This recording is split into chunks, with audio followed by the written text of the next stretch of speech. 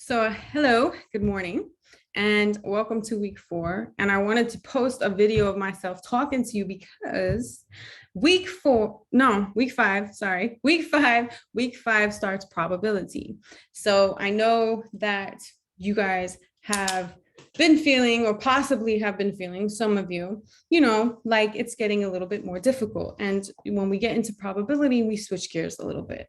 So I want no one getting frustrated. You're not allowed to get frustrated. You're not allowed to get stressed out. What you are allowed to do is ask questions, and hopefully, right, we can make it simple for you. Okay. So we are switching gears, and I'll be honest that probability either can be very easy or very difficult, depending on, maybe how you approach it, your perspective. When I first learned probability, it took me a while to get it too. It was like annoying. It was frustrating. But what I had to do was practice it and really, really sit there and try to figure out how to determine which rule to use and when. And that's basically all it is. You have a specific amount of rules, and your rules are basically kind of simple probability type of concepts, just empirical probability versus theoretical, which is logical thought process. But the rules, you have the addition rule this week and the multiplication rule this week. So I do have videos of that where you could determine which is which and when. And there are things within those rules that you have to decide. Like, for example, you might not understand this now until you get into this week's information, but with the addition rule, you have to think about whether the events are mutually exclusive or not. So you have two scenarios under the addition rule.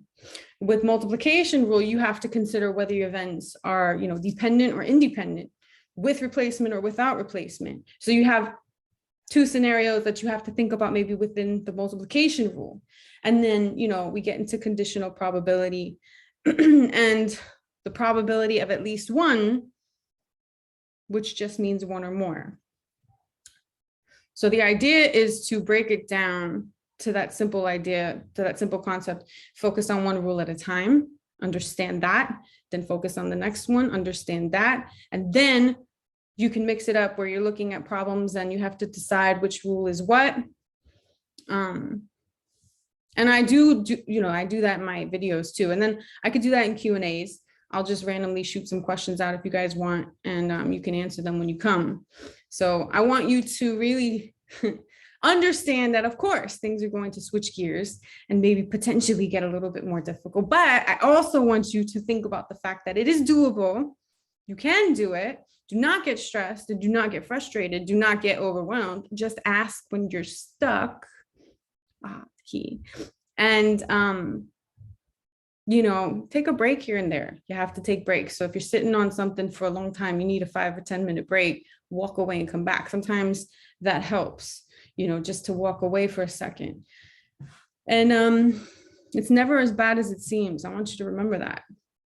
Everything is difficult until you know it. Everything is difficult until you understand it. How do you understand it? How do you know it? You either sit down and you try to learn, and then practicing. You got to practice, and you could use the videos that you have that we give you, and then you can come to the Q&As. So this week, my Q&As are only Tuesday and Wednesday, but I have an hour and a half. So 9 to 10:30 a.m. Mountain Time. But there are multiple Q&As throughout the week with different professors. And I might record mine. I don't always record them because I want you to come and ask questions, but I might record them. Hopefully you know where to find them. And if you don't, you better ask me. All right. So good luck.